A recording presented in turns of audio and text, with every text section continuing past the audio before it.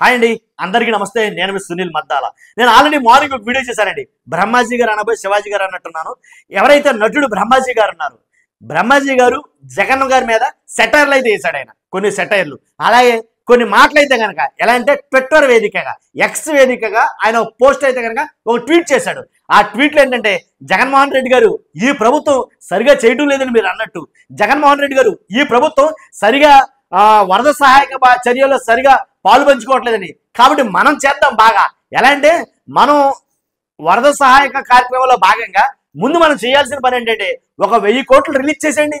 నేను చెప్తాను, 1000 కోట్లు రిలీజ్ చేయని చెప్తాను. 1000 కోట్లు రిలీజ్ చేస్తే ఆ డబ్బులు పెట్టి మనం బాగు చేయాలి ఇది అంటాను అన్నట్టుగా ఎటకారంగా వ్యంగ్యంగా ఏంటి ఒక పోస్ట్ అయితే కనుక ఒక ట్వీట్ అయితే చేయడం జరిగింది. 1000 కోట్లు మనం అంటే, మీరు ముందు 1000 కోట్లు రిలీజ్ చేయండి. ఆ 1000 కోట్లతోటి మనం వరద సహాయక కార్యక్రమంలో భాగంగా మనం కూడా పాలు పంచుకుందాం. అంతేకాదండి, మన వైఎస్ఆర్సీపీ క్యాడర్ ఎంతైతే ఉందో అంతమందిని కూడా వచ్చేమని చెప్తారు. వచ్చిన తర్వాత వాళ్ళతో పాటు మనం అందరం కలిపి వరద ముంపు బాధితుల్లో తిరిగి మొత్తం బాగు చేసేద్దాం అన్నట్టుగా. అంటే నేను మాట్లాడిన మాటలు మీకు అర్థం ఉంటుంది. అంతే ఎటకారం, దానికి డబల్ అనమాట. వ్యంగ్యంగా ఎటకారంగా అయితే కనుక ఒక ట్వీట్ అయితే చేయడం జరిగింది నటుడు బ్రహ్మాజీ గారు. ఎప్పుడైతే ఆయన ట్వీట్ చేశాడో, ఆయన ట్వీట్ చేసిన అనంతరం పార్టీలకు సంబంధం లేకుండా కొంతమంది పెద్దవాళ్ళు చిన్నవాళ్ళు మొత్తం పార్టీలకు సంబంధం లేకుండా వైఎస్ఆర్సీపీ కార్యకర్తలు అభిమానులు మామూలేక వాళ్ళ కాకుండా మిగిలిన వాళ్ళు కూడా ఆ ట్వీట్కి రిప్లైగా భయంకరమైన ట్వీట్లు అయితే పెట్టడం జరిగింది. బ్రహ్మాజీ గారి దెబ్బకు పారిపోయామని అనుకోవాలి నిజంగా. ఎందుకంటే ఆ ట్వీట్లతోటి, హోరెత్తిన ట్వీట్లతోటి బ్రహ్మాజీ గారికి ముచ్చమట్లు పట్టినాయేమో. బ్రహ్మాజీ గారికి ఏం చేయాలో తెలియక, అయ్యో తప్పు అయిపోయింది అనుకున్నాడో, పొరపాటు అయిపోయింది అనుకున్నాడో, జగన్మోహన్ రెడ్డి గారికి కదపకుండా ఉంటే బాగుండురా అని అనుకున్నాడో తెలియదు. కానీ మొత్తానికి గడగడ ఆడిపోతూ ఒక ట్వీట్ అయితే పెట్టాడు. మహాప్రభు నన్ను క్షమించండి, ఏంటంటే కనుక ఇది నాకు తెలియకుండా జరిగింది.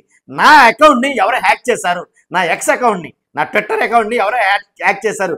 అది నేను పెట్టిన పోస్ట్ కాదు, కానీ ఎవరో నా అకౌంట్ని హ్యాక్ చేసి నా అకౌంట్ నుంచి వేరే వాళ్ళు పోస్ట్ చేశారు జగన్మోహన్ రెడ్డి గారి మీద అనేది చెప్పడం జరిగింది.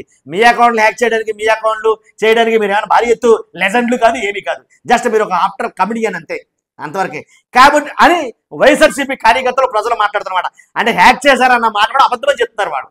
అది ఫైనల్గా. కాబట్టి హ్యాక్ చేసినా చేయకపోయినా కానీ ఈయనకి మాత్రం దేత్తడి పోచమ్మ గుడి అన్నట్టుగా మనం ఆలు చూపించాలి సార్. వాళ్ళకి ఒక రకమైన చిన్న సైజ్ సినిమాని చూపించారు బ్రహ్మాజీ గారికి. దెబ్బతో వెళ్ళిపోయి వెంటనే ఏం చేశాడంటే, వెంటనే ఒక ట్వీట్ అయితే పెట్టడం జరిగింది. నన్ను క్షమించండి, అది నేను పెట్టిన పోస్ట్ కాదు, ఎవరో పెట్టారు అని అయితే మాట్లాడడం జరిగింది.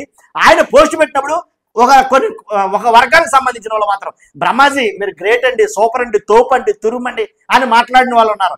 వాళ్ళ సంతోషం వాళ్ళది, వీళ్ళ బాధ వీళ్ళది. ఎప్పుడైతే కోపంతో రగిలిపోయిన వీళ్ళు వెంటనే దానికి తగ్గట్టుగా స్పందించడంతో చేతులైతే దండబెట్టి మరీ వేరే ట్వీట్ అయితే చేయడం జరిగింది. నిజంగా ఇలా ఒక వార్ అయితే కనుక ఒక 1.5 అవర్ అయితే జరిగింది ట్విట్టర్ వేదికగా, అదే ఎక్స్ వేదికగా.